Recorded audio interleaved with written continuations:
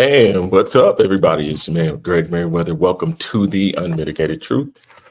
So, man, good to be back. It's Friday. We got a lot to talk about. It's been a wild and crazy week. This week, we've had a couple shows, but today we're gonna focus on a few things. So, we're gonna cut through all the noise, challenge the narratives. We're gonna talk about what's really happening in America and around the world. As you know, y'all know who I am, your host.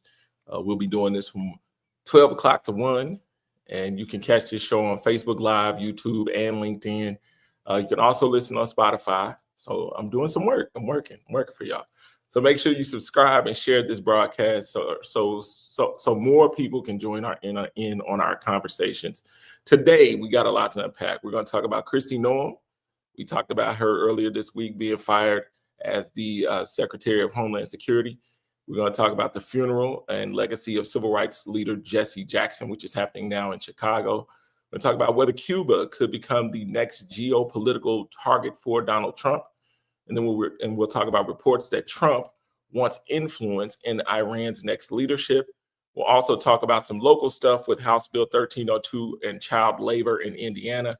And then we'll cover also a local story about everything that has been happening with AES. So sit back, relax. It's the Unmitigated Truth. Let's just go.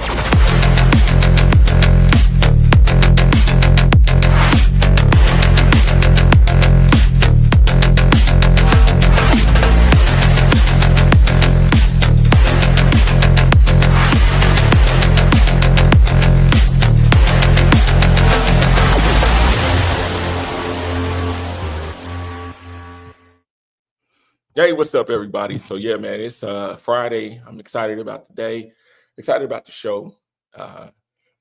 We've been away for a couple of days. What's up, my brother Teeter? Good to see you, man. I know it's hot and humid down in Texas, man. Good to see you. You know, it's always love, my Hallville brother. Always been showing love, man. So I appreciate you tremendously, bro. So man, this has been like I said, it's been a really wild week. We had all the issues taking place in Iran. We've had some changes in the whole Kristi Noem thing. Jesse Jackson is being buried today.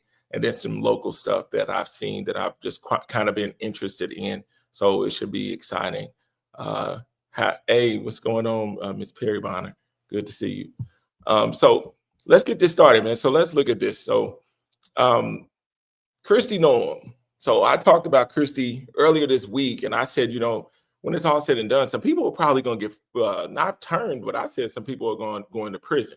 And she was one of the first people I pointed out because I just thought everything that she was doing with Homeland Security was just really off the chain. You had two American citizens who had been murdered, which I call murder.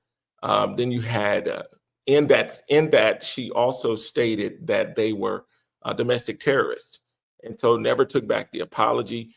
You find that there's been some money that has been exchanged. Basically, she was doing commercial ads that rounded out to be around $250 million in ads, said that it was approved by the president. And then when you find out that I believe there's a company that's been attached to it, someone is married to somebody that I was researching that, basically gives her an affiliate or a tie to somebody where this money is basically taxpayer money that's going into some hands of some people. So it's just kind of some hand washing. So this is what I've got. I was like, reports confirm that Kristi Noem has been fired as Secretary of Homeland Security. Anytime a cabinet member gets removed, it raises questions. Was it about policy, controversy, or political optics? Noem, the former governor of South Dakota, was a strong Trump ally and known for aggressive stances on immigration enforcement. But controversy has been building.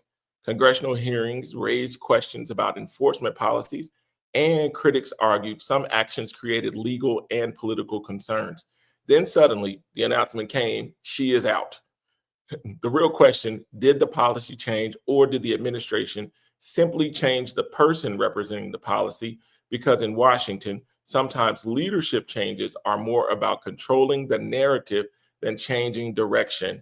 And the immigration debate in America, it's far from over. So you know that she's technically been replaced. When we look at this, it's very interesting because I think that Kristi Noem, to me, do I think she's a scapegoat? I'm not going to say she's a scapegoat. I will say this. I will say that I believe the president looks to find allies. This is really why Enemy of the State is one of the shows I hate so much. If you've ever seen Enemy of the State with Will Smith, it's a show that I truly hate because everybody does what the dude says to do. I think it's John Voight that's playing the bad guy. Everybody does what he tells them to do without any questions. And it makes me like cringe because I'm just like, how is this happening? And so when I look at Kristi Noem, when I look at everybody in his administration for the most part, I'm like, who are these people and why are they just saying yes? And so this says it, $200 million advertising campaign promotion, deportation, sorry. And then you had her replacement is Senator Markwayne Mullin. So Senator Markwayne Mullin will be her replacement pending Senate confirmation. But I just think that so many people are looking at this and it baffles me how deep hatred runs in some of these people, because when it's all said and done, they hate people so much that they would break the law. They will literally break the law simply because they're doing what they need to do to be in the good graces of one person, not realizing that at some point it's all going to come crashing down. And I'm just looking and I'm saying, why in the heck would you even go for this right now? I mean, I think it's insane, just the stuff that I see from this. So here's a clip that I have that I want y'all to look at where Kristi Noem kind of gets it handed to her because quite frankly, because she was out of pocket. So let's look at this clip really quickly. Just want to say, this conduct alone is impeachable. And I want you to know that Americans will get accountability for the damage that you have done, for the lawlessness of aspects of DHS, for killing innocent Americans, for terrorizing children. They will get accountability. And you are the Secretary of DHS for now. And you think you're immune from accountability, but I promise you this, one day, he is not going to be president anymore. He is not going to be in charge. And when that day comes, we will still be here. And we will still be seeking accountability. And in hearings like this, we are going to continue to prove your guilt. And so when I see that, I'm like, whew, if that's not a threat, I don't know what is. If you have ever been in a room where you have been reprimanded, if that is not a threat, I have no idea what that is. You have Orange Buffoon, President Bone Spurs and his sons, Kate Don Jr., Eric Meth, and Baron Epstein's son. The Bone Spurs will not fight for America. You know, here's what's getting me though. I think that Donald Trump he's doing something that I think is interesting. And I think that a lot of people back it simply because you've had such a long-term process where the Democrats didn't do much of anything. And I'm not trying to bash the Dems. I'm just saying that when it's all said and done, I'm looking at this thing and I'm saying, what is it that they've done? And how is it that we look at this thing and so many people support it? I think that I found a clip that I find interesting. I want you all to look at it and you tell me, we'll talk about it, but you tell me if you think this is correct, because I think this is correct, that this is what has happened. So let's look at this clip and then we'll come back and talk about it. Deal. The man was impeached twice. He was convicted on 34 felony counts. And the American people still said, he's closer to normal than what we see. Exactly. Left. That's what they're saying. He's closer to normal. Why? Because Something that pertains when you talk about the transgender community, for example, and you're talking about issues that pertain to less than 1% of the population, the Democratic Party came across as if that was a priority more so than the other issues. And so he comes into office. Now you're talking about childbirth, citizenship, and what have you. He knows that's not going to pass the mustard, but he knows that he made that promise. So when he shows up week 1 on Capitol Hill and he says, this is what we're going to do through an executive order, even though it's going to be shot down through the courts and what have you, he's saying, I kept my promise. A lot of other things that he's going to point to that he's going to try to do. I kept my promise. Then you turn around and you look at the left and you say, what promises did you keep? Now, you might know the answer to that. I'm certainly not questioning your knowledge about that at all. What I'm saying is what resonated with the voter. What voter out there can look at the Democratic Party at this moment in time and say, there's a voice for us, somebody that speaks for us, that goes up on Capitol Hill and fights the fights that we want them fighting on our behalf. They didn't do that. And that's why their behinds are home, and that man is back into the White House, and they want to sit up there and talk. You look at the networks right now, they're talking about him. Look at it. This is the latest. Look at him. Here he goes again. Well, you know what here he goes again means? He's doing what he said he was going to do. He promised you he was going to do these things, and he walked into office week 1, and that's exactly what he's doing. And he's saying, y'all do something about it. And when you try to do something about it, he's going to say, look at them now. Now they're concerned about these issues. Were they talking about that during the campaign? Hell no. Oof. So when we see that, what's the thought? When we see that, I mean, I know we don't care too much for Stephen A. Smith, but when we see that, what are we thinking? It's like there's been this thing where we have a lot of stuff to say. We got a lot of people to blame. We blame people who voted a certain way. We blame the Latino community for voting a certain way. But when we look at this right now, it's almost like there's been a promise to the general American, let's just be honest, to the general white American that says that these are the things that we want in our country, and those things are being carried out. And we're sitting here and we're watching this, and it's just baffling to me, because I think that what they're forgetting is that there are white poor people. There are people who are suffering who look like them. And this is, to me, it's more about money than it is about anything else, because now we're looking at all this stuff that's going on across the world. We went into Venezuela, took the leader, and then all of a sudden we get in the State of the Union and we brag about the amount of oil that we're getting from Venezuela as if it was ours. And you've got a gang of people who are not saying a darn thing about it. They're cheering. So when I think about this, even when I look at Kristi Noem getting ousted as Secretary of Homeland Security, I'm like, I believe she carried out the job that she was supposed to carry out. And technically, they're saying that she's not fired per se, but that she's going to be transitioning into a new position. And so I'm looking at this and I'm like, there's something happening. And I think that when we address the core of America, then we're going to look at this differently. Because we're going to look and say, man, the core value of this country has always and probably always will be racism, and maintaining a position of power, although you're outnumbered. Bea George, he says, Stephen A. makes sense, but Trump promised bad ideas and grifts. I'm not saying what Smith is saying is 100% wrong, but I feel like Kamala didn't even talk about the LGBTQ community that much. Conservatives ran ads that were inaccurate. And so I get that.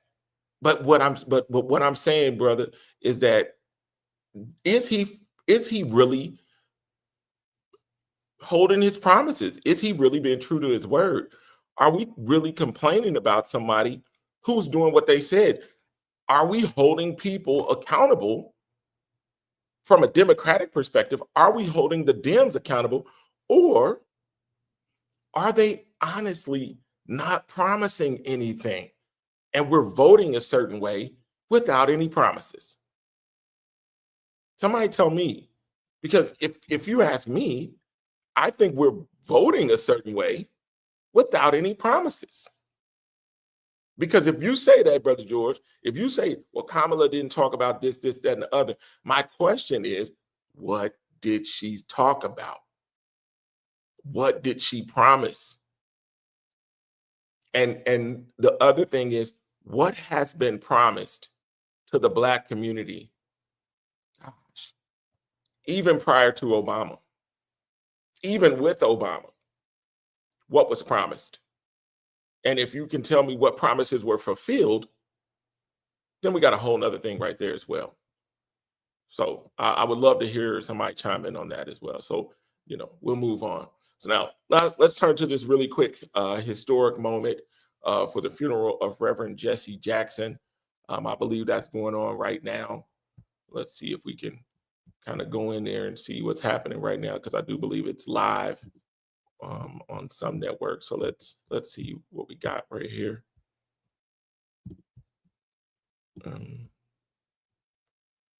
Yeah, it is live, but right now it's on commercial.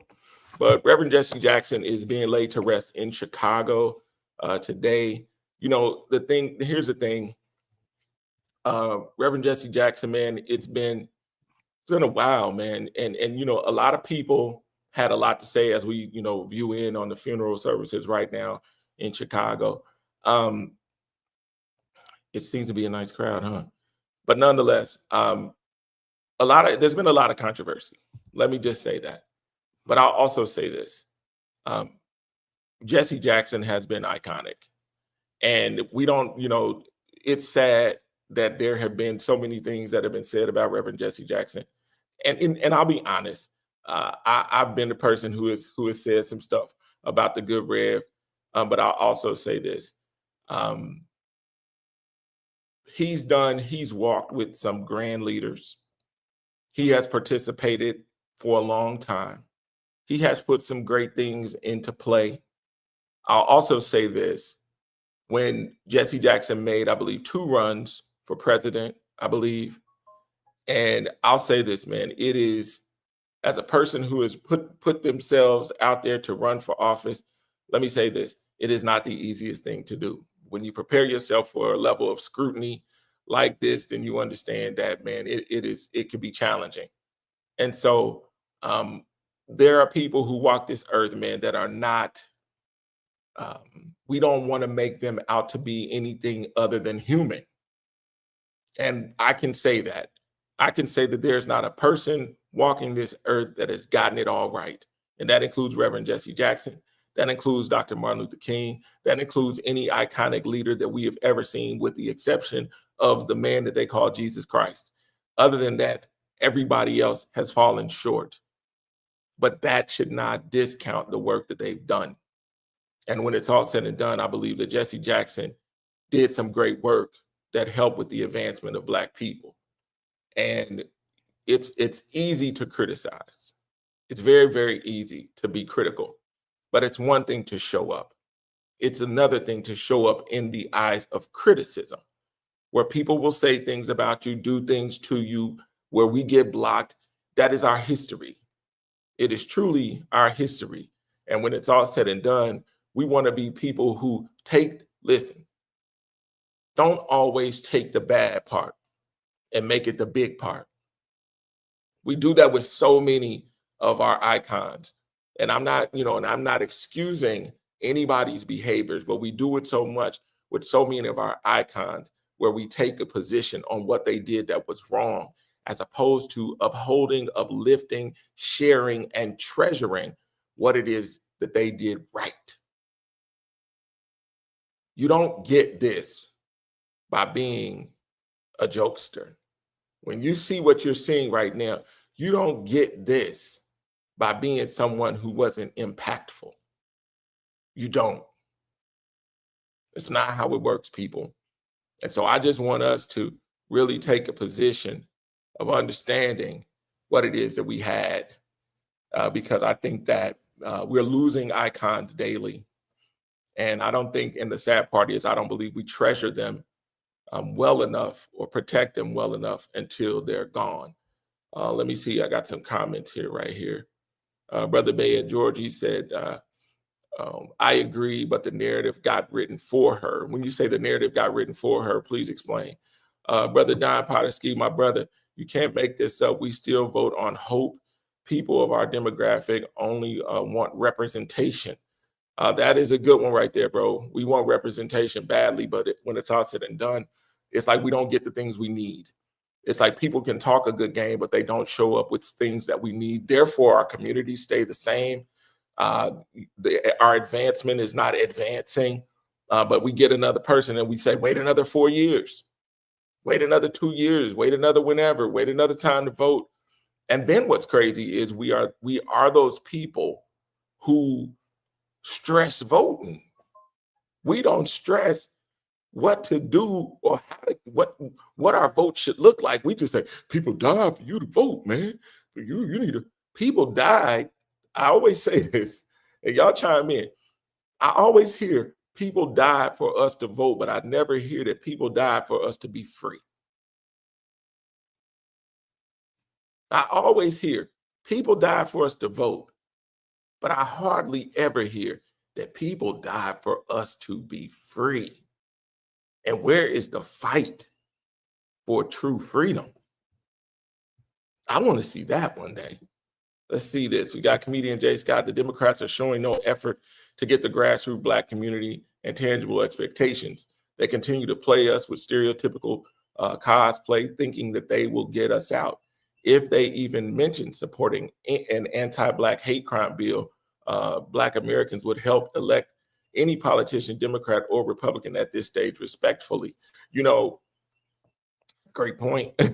Great point. When we look and we say, you know, no hate crime, no this, took forever, you know, the Emmett Till bill, all these kind of things that have sat on the table where we realized that there's been so much stuff that we didn't get past, that it just baffles me how every day we get up and we conjure up this energy to vote and vote and vote, and then we're happy without knowing anything. One, I think we have pseudo results. I think we think things are happening that are not happening while living in the same conditions.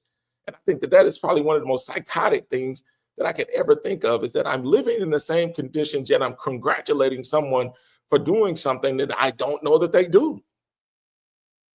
Like, I'm like, what is that?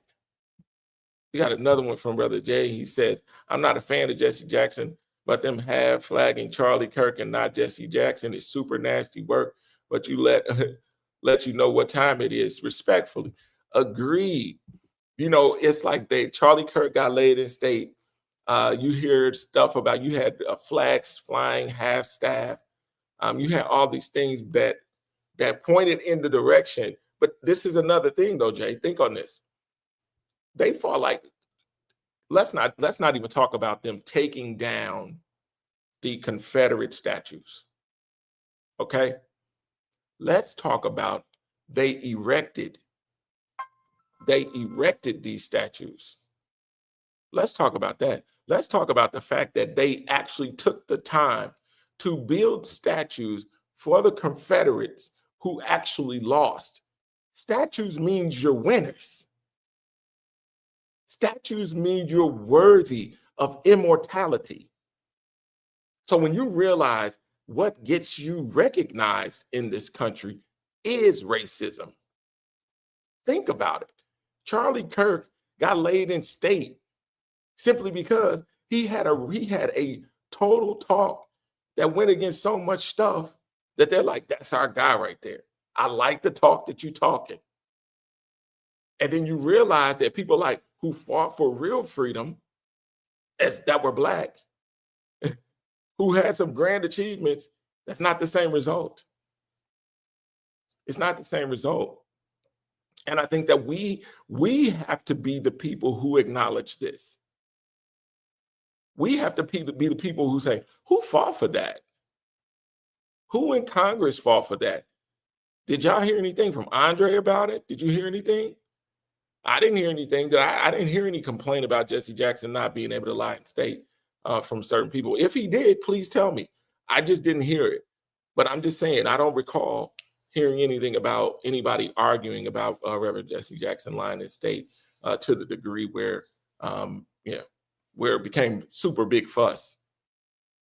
So, let's look. We got another, my point. Brother Baird, he said, my point, that's my point. I wanted to see her messaging be more aggressive and exacting. If you don't write your story, it will be written for you, even by your ops. Agree, very much so. Very much so. Bro, Do you think Republicans are intruding on Democratic primaries to help elect Democrats with no teeth? And I'm talking about Tallarico, who I'm willing to support, but obviously Jasmine Crockett has shown that she's willing to go toe-to-toe with the opposition. Let's talk about that briefly. Jasmine Crockett gave up her spot, right, to run for a bigger spot. Freddie Haynes is now the person who has won the primary in Jasmine Crockett's old seat.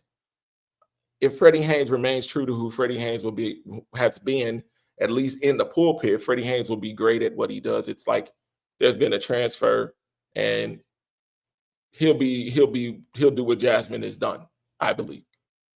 The thing about Jasmine Crockett is you jumped in a bigger race. I don't believe, I don't know about what her timing looked like when she made the decision to jump in that race. But I will say this. I know a lot. I talked to some people in Texas, and they kind of liked his, they liked the other opponent's ideology. And it was a toss-up, even in the Black community.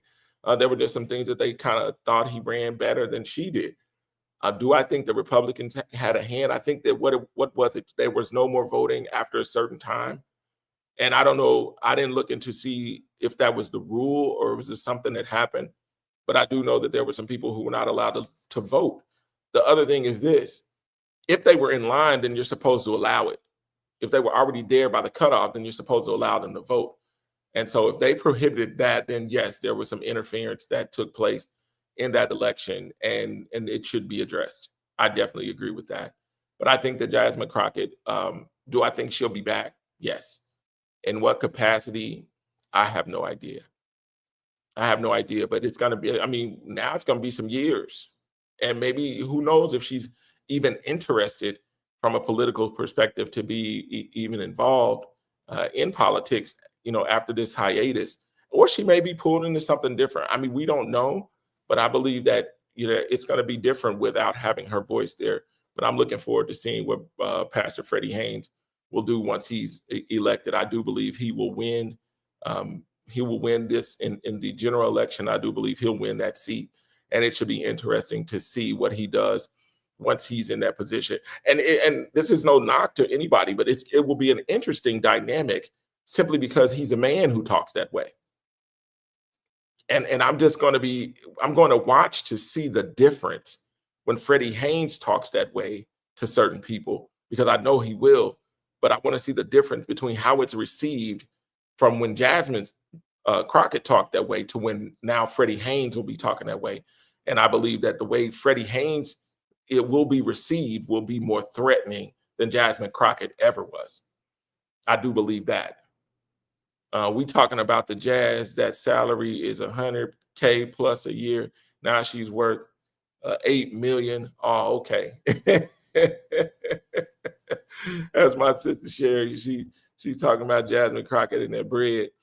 Jasmine's game changed a whole lot when she got in there. But that's unfortunately, Sister Sherry, that's the game in there. I mean, I think one of the few people who did not have grand change was Andre Carson.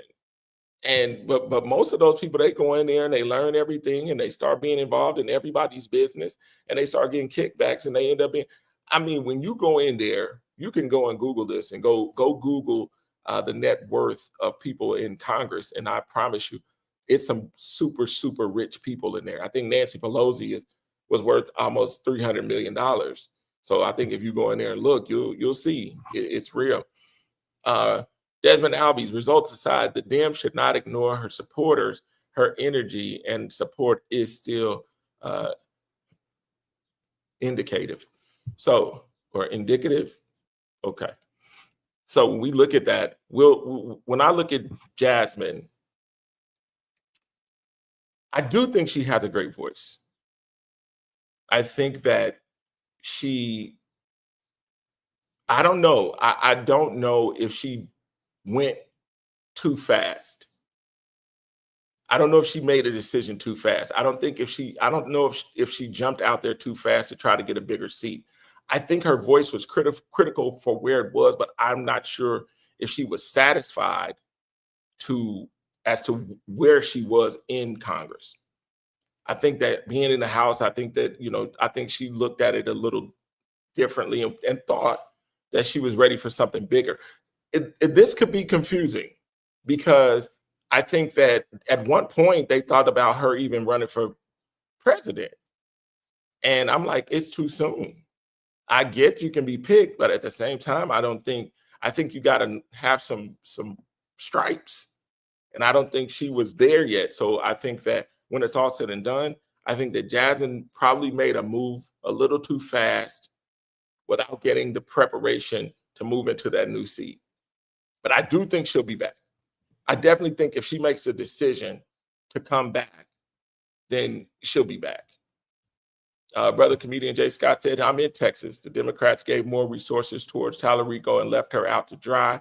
She went against her best interest, which was the Black community. She lost by 100,000 votes, and she was showing up to clubs in Dallas and Houston trying to get Black voters.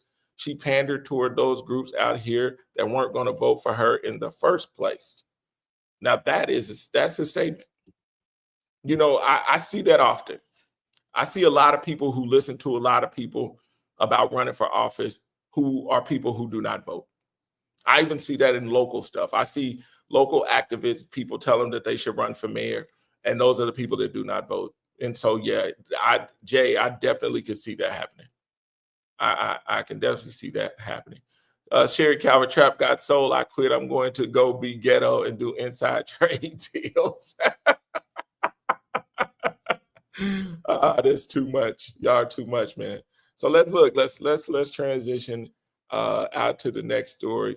So Cuba, moving to international politics. Cuba reports suggest that Cuba could become the next geopolitical focus on Donald Trump's foreign policy. Cuba has a complex history with the U.S. Cold War tensions, the Cuba Missile Crisis, decades of economic sanctions. Trump historically leaned toward a hardline approach, and if that strategy returns, it could reshape relationships across Latin America. Global politics is a chessboard, and every move triggers another move. When I think about this, I'm like, what are we doing?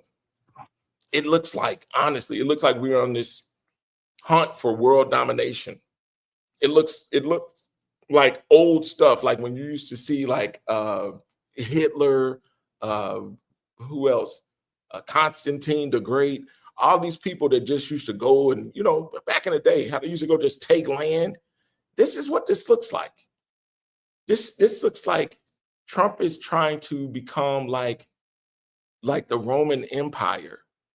Like we're going to go and we're going to take all these people's places and property and resources. And I'm just like, this is 2026.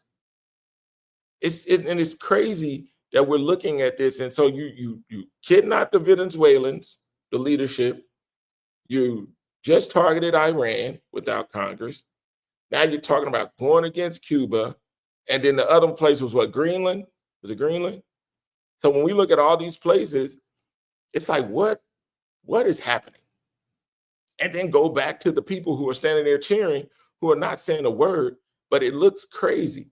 So Desmond Alvey says it looks like imperialism at the turn of the 20th century. I agree 100%. I'm like, what are we doing? Who are we becoming? Well, we can't say we. It's funny when Black people say we, it's like, you don't count. It's like when Black people say we about the United States, they're like, ain't nobody talking to you. Get in the back. Get in the back. Because I just think that the what we're seeing, I agree, imperialism to the fullest. And it's like, who is allowing this? See also Spanish-American War. Absolutely. Hey, when you think about that, Desmond, when we think about California and all the West Coast and all that kind of stuff and how big Mexico truly used to be and all this kind of stuff, it's like, it's just, I don't know what we're doing. But what it looks like is we're becoming the enemy of so many other places. And I think that it's growing astronomically because now we look to the world like what the United States has always looked like to Black people. Tell me if I'm wrong. to the world is seeing something. The world is seeing something from the lenses of Black people. It is so crazy because Black people, like, they been bullies, man. They been taking land. They been beating up people. They been killing kids. They been doing all this stuff for years. Now they're trying to do it to all of you. Now everybody get to feel what it feels like to be Black. Welcome. Welcome to the Black land. Welcome to our world. Welcome to seeing what these people look like from our lens. And I promise you, the world is watching. The world is watching. Let's look. It said it's an international land grab for sure. There's no real reason for any of these actions, Iran, Cuba, or anywhere else. I agree. My brother James Montgomery said it is exactly what it looks like. And I'm telling you, it's like there is something foul in the air. And there are not enough people saying no. That's what's crunching me, is that there are not enough people who are actually saying, nah, bro, stop all this. What are you doing? We got enough problems. Like, we got enough problems in the United States to where we don't have to go outside and do nothing. Like, the internal madness in the United States is so crazy right now that I'm just like, this is the most chaotic, ridiculous thing I've ever seen. I mean, from immigration with ICE, I mean, to the normal core of racism, to all these, to what was it? I think it was 92,000 jobs that were lost last month. Yeah, you talk about the hundreds of thousands of Black women who were unemployed last year. You talk about a 4.4% unemployment rate for the country. It's dang near 3 times that for Black people. But when I'm looking at this, I'm like, there's enough turmoil in the United States right now that we shouldn't be bothering nobody. We should be like, man, let's fix our house. For real. It's like we going to cut other people's grass and got the tallest grass in the neighborhood just to make a buck. And I'm like, we can't be those people. I mean, we are, but again, me being Black saying we, but yeah, something has to change, because at this rate, I believe we are doing some damage. Comedian Jace got money and oil. The places trying to either move on from American currency or oil ties and resources to China or Russia. They're moving to take over it. It's a game of bad monopoly. I agree. And man, the crazy thing is, Jay, is what happens when China gets involved. Have we even thought about how China is so attached to Iran? And we're looking at all this stuff that's going on. It's like we've got somebody. Let me say this. This is really taking it home about racism. Racism is blind to the consequence. When you think about it, they're only looking at the fact that they can bully these people. They're not looking at the ripple effect. They're not looking at all the other things that could take place simply because you're bothering people that ain't bothering you. And so America is not thinking about the ripple effect. America is thinking about basically maintaining something that's probably more difficult to maintain than ever. Yes, you can call yourself superpower and the greatest country on earth, but people are coming here and starting to doubt that. And a lot of people who live here are starting to doubt that. A lot of people, again, I said it on the last show, a lot of people are like, man, let me try living somewhere else because this ain't it. Simpler living, easier living, less the headache. Somebody used to, listen, if your country is watching right now, listen, just pay me for that. Simpler living, simpler life, easy living, less the headache. Something. Put that out there. And historically, American interventionism is ADHD. I agree. Giacomo, I get it. I get it 100%. So I just think that, yeah, there's something going on, and we got to look at that. So another piece of Trump, speaking of global chessboards, reports indicate Trump wants to influence Iran's next leader. Iran is one of the most powerful nations in the Middle East. leadership changes there can shift global dynamics dramatically. Historically, when the US interferes in foreign leadership decisions, tensions escalate. The question becomes, where is the line between diplomacy and interference? Because global politics is rarely simple, and every move has consequences. So to see that, you go to Iran, you try to take this thing, you go and you bomb this place, and then you say, I need to have a hand in who leads these people. If you ever wanted to understand that these people don't even think from a democracy perspective, that should tell you that. If I am now coming in there, bombing your spot, and then all of a sudden I say, let me pick your leader, that's not democracy. That's not turning over the land to the people. That's not saying, who do you want to be led by? That's anti-democracy. And for the life of me, I'm like, how do we watch these things and our ideology doesn't start clicking and we say, that's not democracy? How are you going to go in there and tell them people what to do? Who to pick? Because the only person you're going to get them to pick is who you pick. And then you're going to be leading Iran. And that's wrong. That's wrong on every level. And for the life of me, I'm like, again, going back, who's saying no? Nobody. This man believes he is like a world conqueror. And I'm like, this can't be really happening on our watch. Seriously. So this says, Alicia Stone, he tried to take Greenland but failed. So he is continuing to try to take all these countries. People should be cautious trying to travel to other countries right now. All this homelessness, no health insurance, cutting SNAP benefits and resources. Listen, it's becoming wild to see what's happening right now. Because you're absolutely right. I couldn't imagine traveling internationally right now. Some people are actually caught in the Middle East. I know that they let some people at some point leave, but yeah, some people were at one point were caught in the Middle East trying to travel back to America. Brother Jay says, question, do we need master classes on how to politically be strategic? We vote off emotion and not political best interests. Listen, correct. It doesn't take much to get our vote. Our vote comes with dancing. Our vote comes with shoes and pearls and Timberlands and hot sauce in my bag swag. It doesn't cost anybody anything.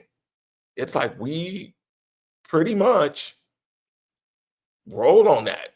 It doesn't, no one promises anything. Nobody really sits with us. They just say, go out and vote. And then you get the group of people who run out there and they say, people die for us to vote. Here's the other play on the chessboard. Anytime Black people start getting laxed, if they start getting laxed on the Democratic Party, you know who the main chess pieces are, the king and queen of Blackdom, Michelle and Barack Obama. As soon as Black people start lacking, pick the phone up. Hey, y'all got to get your people involved. I need you to get on the block. And they get out on the block. You've seen it. We've all seen it. They get out on the block.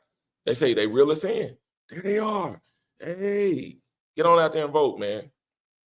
And we get reeled in every single time. Every single time.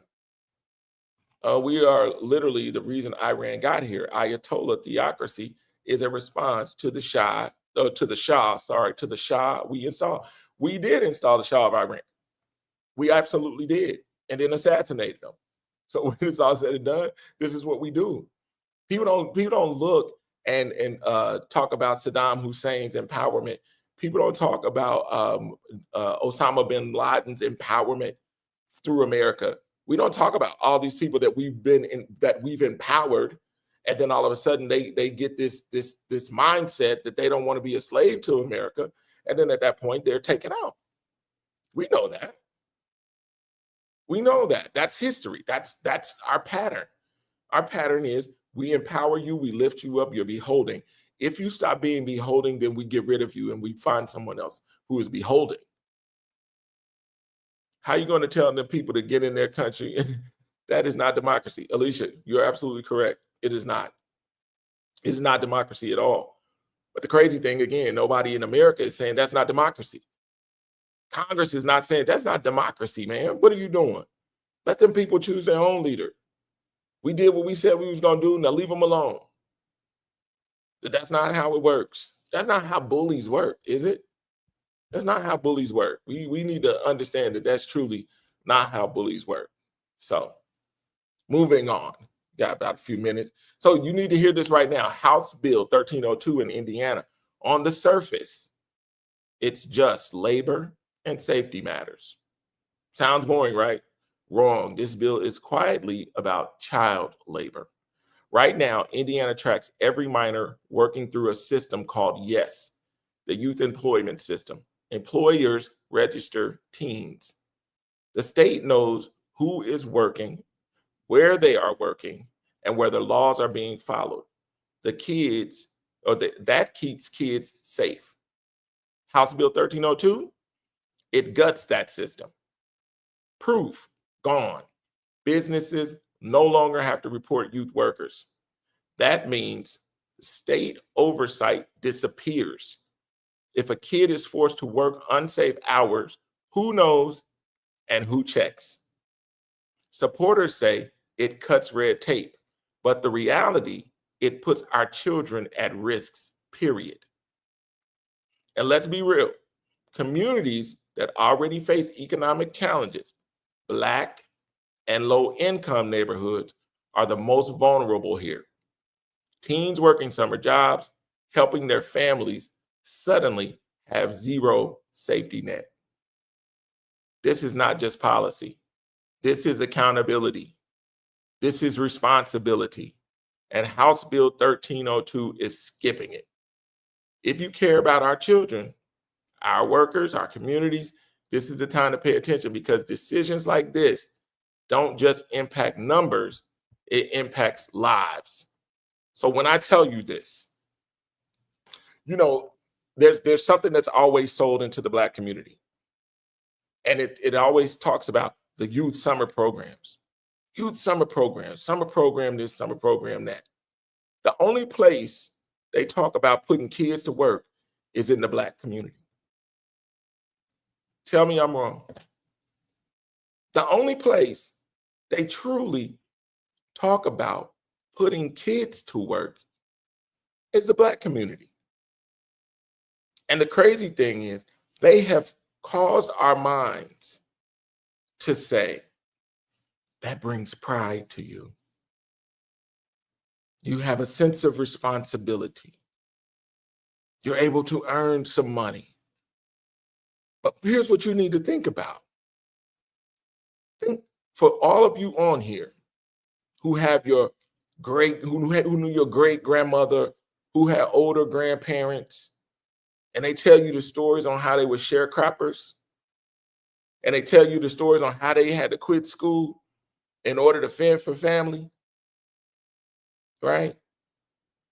And then you realize that child labor, if you go to the museum in Washington, D.C., you will see that they had shackles for children, for babies. You see they had shackles on babies' necks, because then it prepares your mind to be already shackled. It's like putting an elephant on a shackle. Okay? So then when you grow up and you realize that, yes, I'm a slave. I don't have the strength to break away. They say you tie an elephant to a tree as a baby, it will believe it can't even break the tree. So you think about it. Every time you look,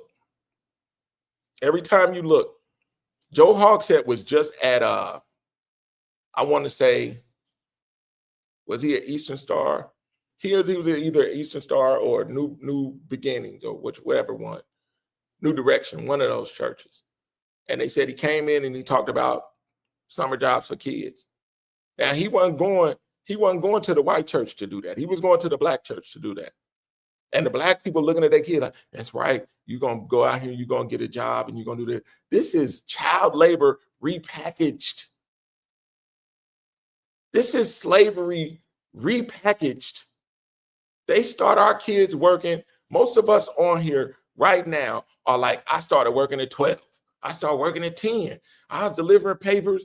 Then I went from delivering papers to working at Kroger. Then I went from working at Kroger to doing it. And you've been working 40 years.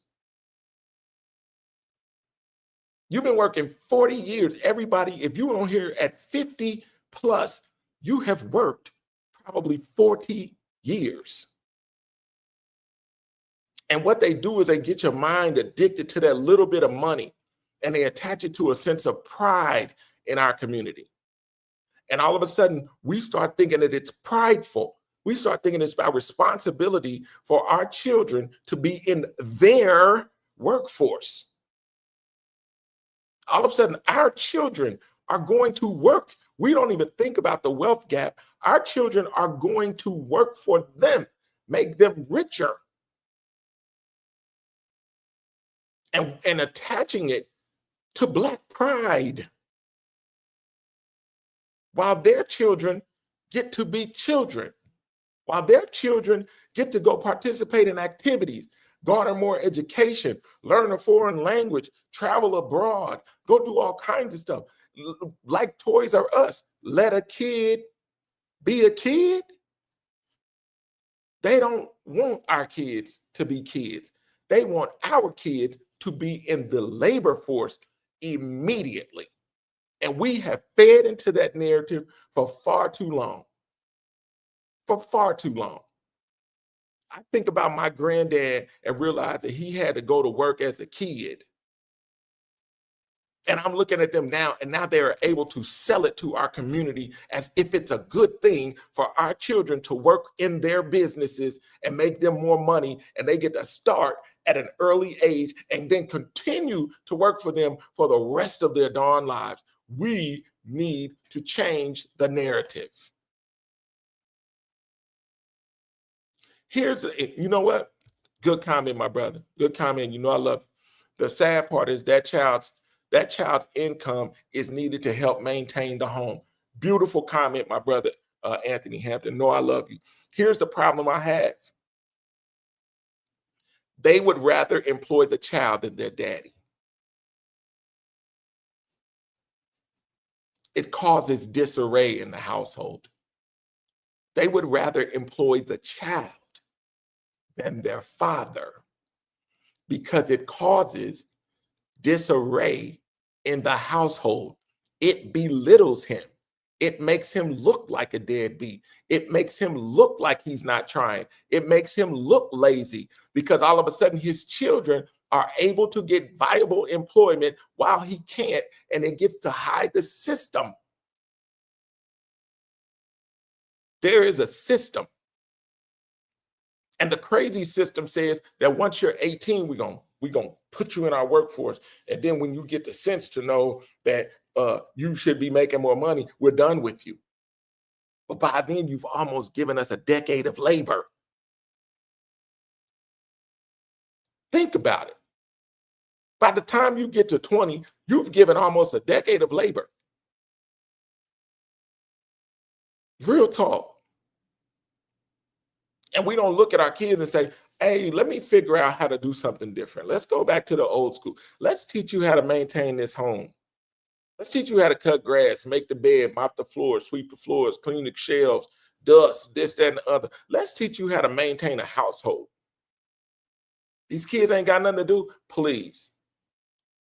Please. William Moore Merriweather left a list on the refrigerator every single day. I didn't think about it until I was an adult to realize the diligence that it took for him to get up every day and write out a list. For me, my brother, and my sister, all summer long, on the fridge, and at the bottom said, when you get done with this, then you can go play. And we say, we ain't got nothing to do. Oh, we got a lot to do. It's a lot of lessons to be learned. We just don't teach them anymore.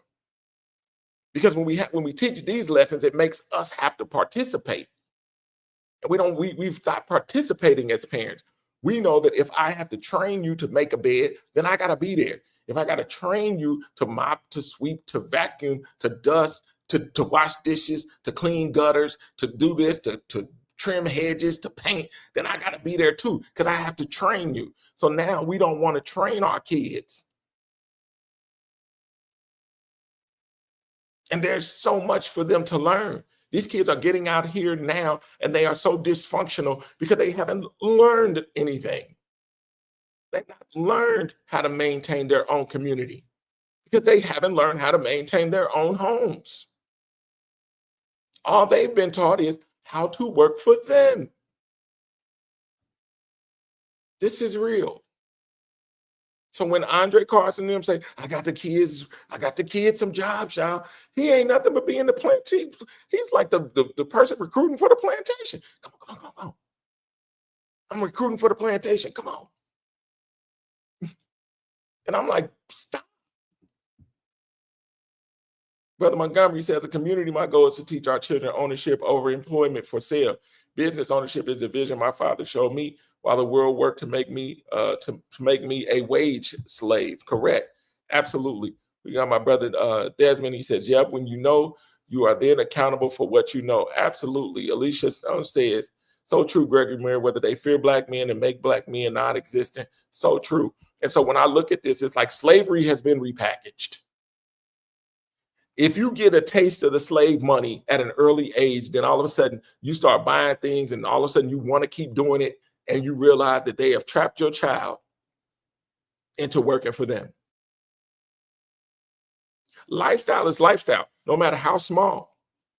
Lifestyle is lifestyle. So if I look and all of a sudden I can buy my own Jordans, I can buy my own jeans, I can buy my own this, then that's my lifestyle. And then if I realize I get to an age where you can't get it for me, then I stay, then I do what I have to do to stay there. So therefore, I become a volunteer to that system. Although I'm getting paid, my mentality says I will go that way in order to maintain this stuff. And that's what most of us do. I think that's what most of us do. It's unfortunate, but that's what I see. One thing that came from the pandemic was the regression developmentally and the increase of acceptance to be lazy. Oh, okay. I get it. I get it. I think a lot changed during the pandemic, but I definitely think that package has been there for a long time, a very long time. All right, let's move on to the next thing. So let's look at this. So the YES system tracks minors so the state can enforce labor laws, prevent exploitation, and protect safety. Removing reporting makes enforcement reactive instead of preventative. Violations may only be discovered after something goes wrong. Small businesses argue the reporting system is extra bureaucracy. Large corporations can handle it, but the vulnerable communities removing oversight could have real consequences, particularly for Black and low-income neighborhoods where teens often work to support their families. Like we said, the question lawmakers must ask is, are we protecting workers or leaving our kids exposed? And speaking of communities under stress, let's talk about AES. So AES recently had to reschedule a community meeting after threats were reportedly made. Think about that. A public meeting postponed because people felt unsafe. That should concern everyone. Democracy relies on people being able to gather, speak, and disagree without intimidation. But today, emotions run high, and social media amplifies anger. If communities cannot ever meet safely, we have to ask, are we losing the ability to disagree respectfully? This is a wake-up call for a lot of us to protect community dialogue while demanding accountability. And I think this, I know a lot of people, there's a lot going on with AES, and let me tell you, it's very, very bad.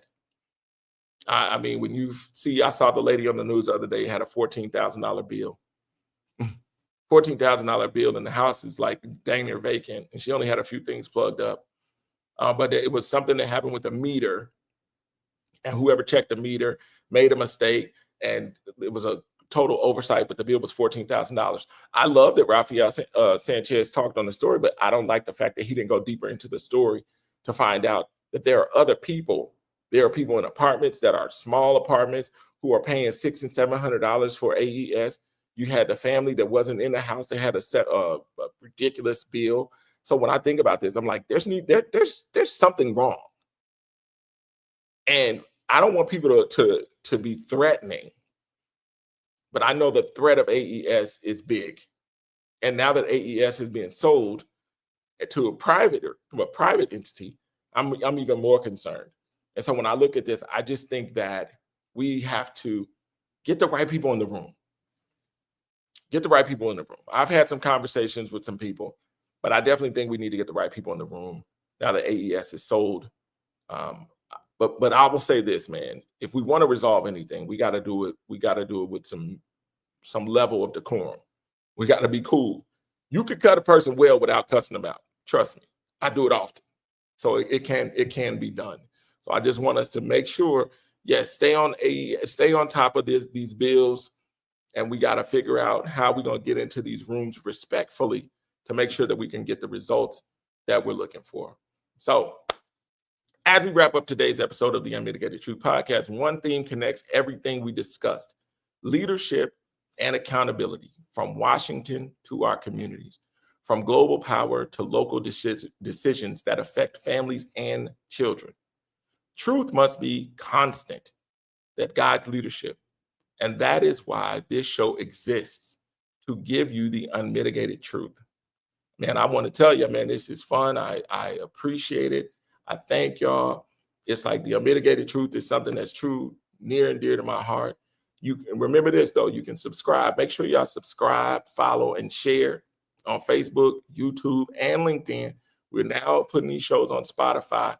Make sure you go and follow the YouTube page so that we can make sure that this thing is really blowing up and thriving, man. So let me just say, I thank y'all. I love y'all. This has been the Unmitigated Truth.